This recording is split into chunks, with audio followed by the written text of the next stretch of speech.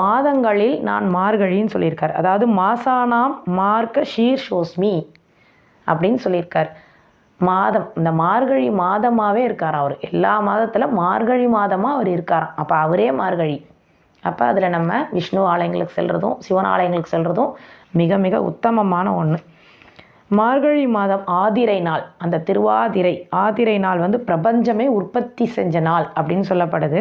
இந்த திருவாதிரை வந்து நடராஜருக்கு ரொம்ப உகந்த நாள்.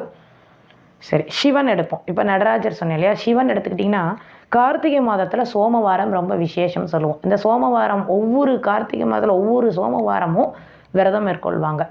அப்படி என்னால் பண்ணவே முடியலங்க இந்த வாட்டி அப்படின்னு நினைக்கிறவங்க இந்த மார்கழி மாதத்தில் அமாவாசை சோமவாரம், வளர்பிறை சோமவாரம் அப்படின்னு அந்த 2 நாளும் நீங்கள் இருந்தீங்க அப்படின்னா, விரதம் இருந்தீங்கன்னா கார்த்திகை மாதம் அனைத்து சோமவாரத்துலேயும் விரதம் இருந்த பலன் கிடைக்கும்.